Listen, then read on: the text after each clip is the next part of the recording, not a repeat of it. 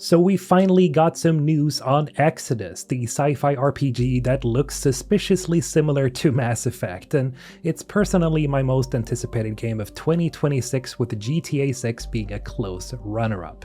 Yesterday we saw various stores getting updated, like the Steam store, where you can now wishlist the game, but that's not all, as we got a couple of new in-game screenshots, and well, the game is looking pretty awesome. Aside from that, we also saw a new Q&A video where Chad Robertson and Chris King, the director for Exodus, gives us some new information on the game.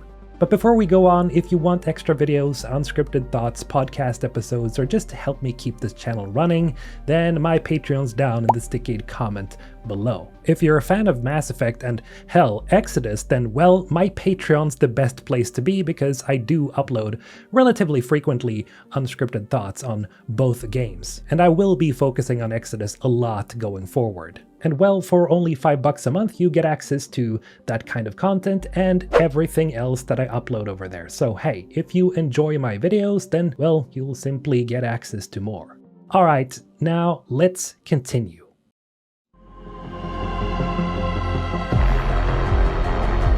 Let's go! Hey everyone, welcome back to another episode of our Founders Q&A. You've been sending us some amazing questions and we're excited to get answers to all of them for you. I've got a new guest to share with you to help answer those questions that you've sent in. Chris, can you introduce yourself and tell us what you do at Archetype? Hey y'all, I'm Chris King. I'm the game director on Exodus. Super excited to answer some of your questions today. Nice. What are your favorite games that inspire you? Obviously, one that comes up all the time is Mass Effect. We obviously share some DNA. The epic space opera, the mega choices that carry over from game to game. Combat. He said it.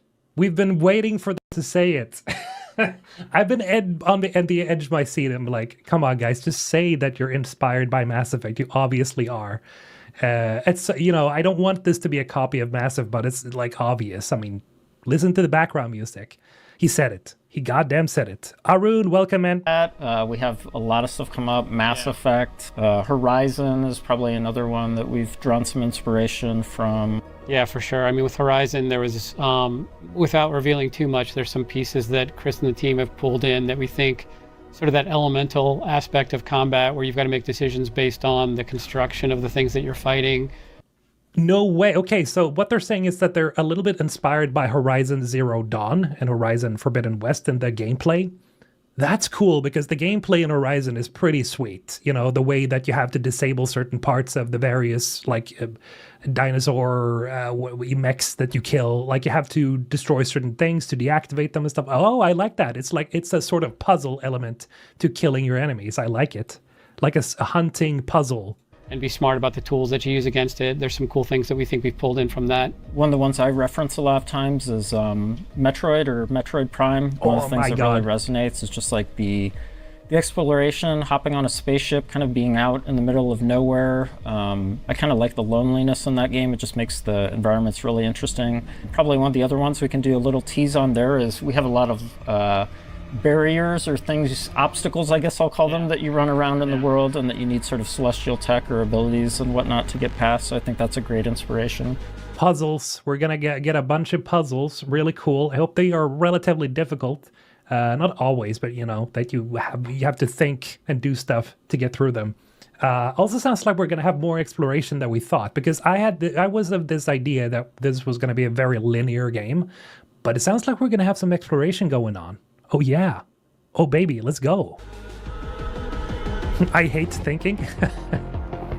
This is actually kind of a hard one to answer because we have so many different tools and we've drawn inspiration from so many different places. One of the things we honed in early on was kind of this notion of if you're going into space, there's only so much stuff you can take with you. So one of the things we kind of dug into was like, what is a traveler's Swiss Army knife? It's kind of the same notion of like, how could you sort of have this level of utility if you're traveling in space? Livestone. So there's a bunch of cool ideas, and I think when you play the game, you'll sort of see how that manifests. But probably one of the coolest ones that I think we came up was the recycler. So this is the base gun that salvagers use. You can kind of scavenge. And the whole notion of this thing is you don't need to carry a bunch of ammo. It's sort of like the flux capacitor from Back to the Future. You know, you can kind of pick up any scrap material, slap it in there, and it'll craft different resources. And then we kind of riffed on that of like, well, what if this thing transformed too? So now I've just got one gun that does everything. So I think that's... Okay, that's badass. I love that. A transforming gun. Yeah, okay.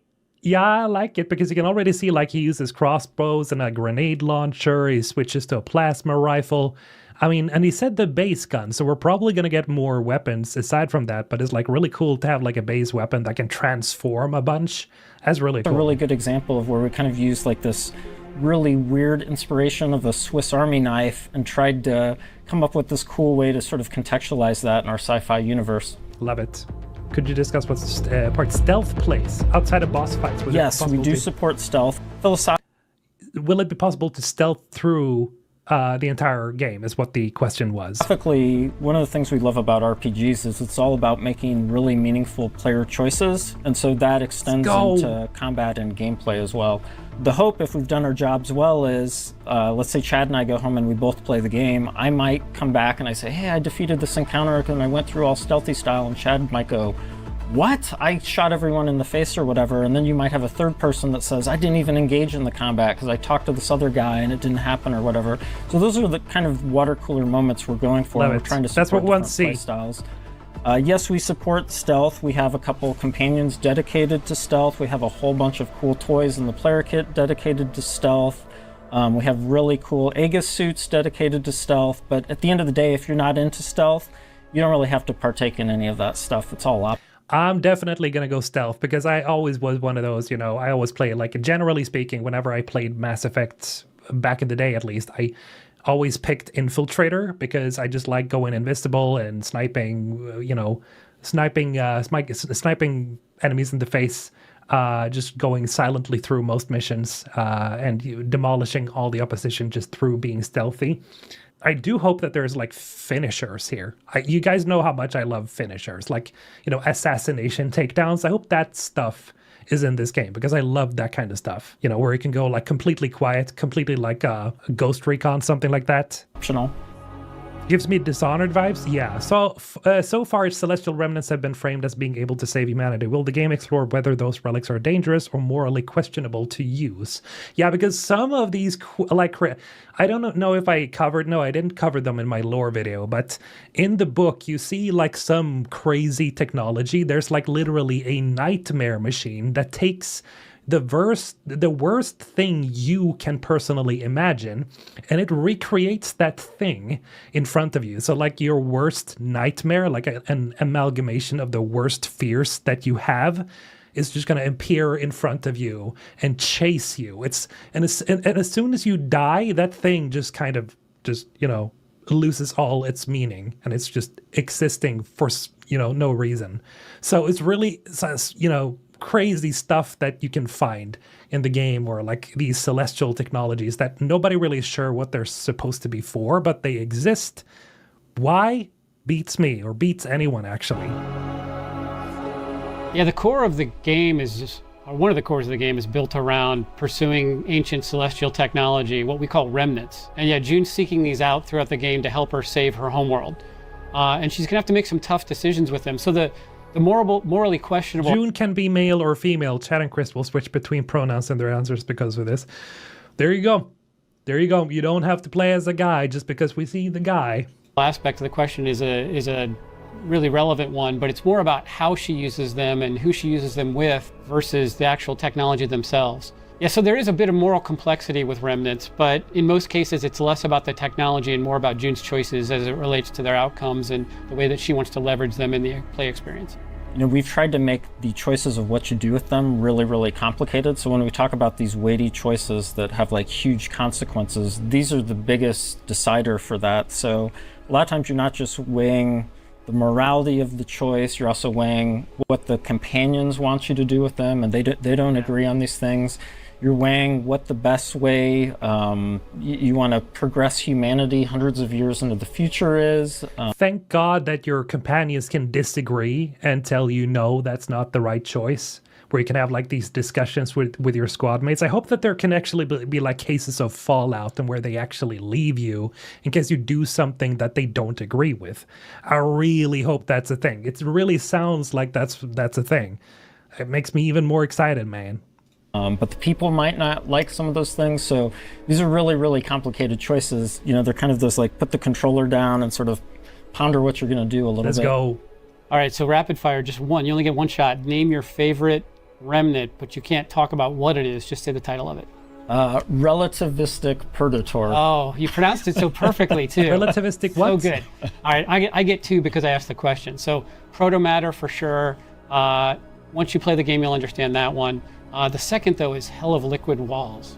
Nice choice. Nice. What is Hell of a Liquid Walls? Did he say that? Because I know what the proto thing is. It's like, it's a thing that can essentially build anything, really. Like, when you use it, it can construct it can construct an entire city, essentially, like a building block or something like that, if you just wanted to. I think, if you guys have seen, like, Dan Da Dan, essentially what they do there, you know, the anime series, is that, you know, they use a thing and you just think of the thing and it becomes the thing.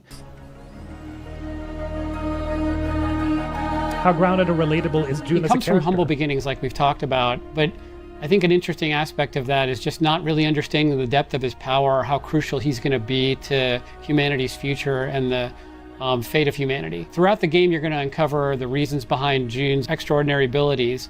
So there's definitely an unsuspecting hero element to his personality that goes with that. And like many leading characters that find themselves on this kind of hero's journey, her abilities and confidence are going to evolve as she ventures along in the game. We like to think June never loses her humanity and the flaws that make her relatable. And so ultimately, we really want that to resonate with players as being somebody that they want to be as a player and can represent them in the game. Cool. How do you want players to feel during combat? Are fights meant to be strategic, cinematic, or something else? Probably a mix. I think all of those things. We want it to feel cinematic. We want it to feel really strategic. Maybe taking a step back, one of the inspirations we sort of talked about that we mimicked in our combat loop was, you know, if you look at your favorite sci-fi movies, they kind of have this like infiltration trope. You're kind of always fighting against these enormous odds, so you can't just engage the enemy head on. If you think about in like Star Wars, Luke Skywalker's kind of hiding around when he's trying to rescue Princess Leia. They're wading through garbage. They're you know, dressed up as stormtroopers at one point. If you sort of think about that trope and then you sort of map it out, it sort of equates to like this observe, plan, execute, and then what we jokingly refer to as the oh shit moment, you know? So you sort of scope things out and you plot this great, glorious way you're going to go about solving the puzzle. And then inevitably you start executing it and someone spots you, and then that's when sort of you have to improvise or whatnot. That's sort of the model we use for combat. Not every encounter you play in the game is going to play out like that.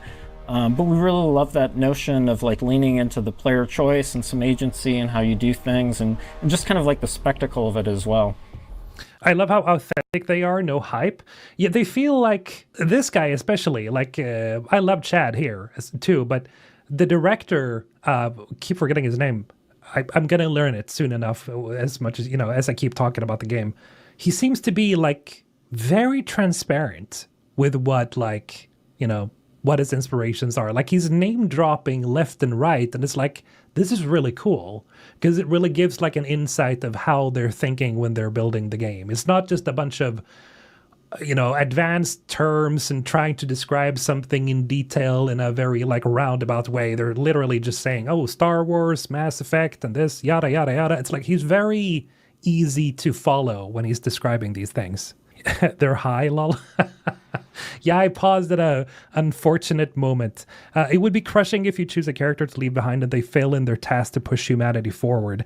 I do think that's going to be a thing that can happen, Bingo. It sounds like it's going to be, because they've talked about that before. Yeah, we've talked a lot about that aspect of combat being another expression of player choice. And the things Chris was just referring to with what the team has built, like the tools and the elements that you have to solve some of these encounters that you're going to discover in the game, we think are going to give you a lot of choice as a player. And we want players to have ownership of that and feel good in that tension over, like, how do I solve this one? How do I want to approach this one? And just give them their choice and treat each encounter as if it's their own. Can we talk about the enemy variety will evolve through the game? Let's go.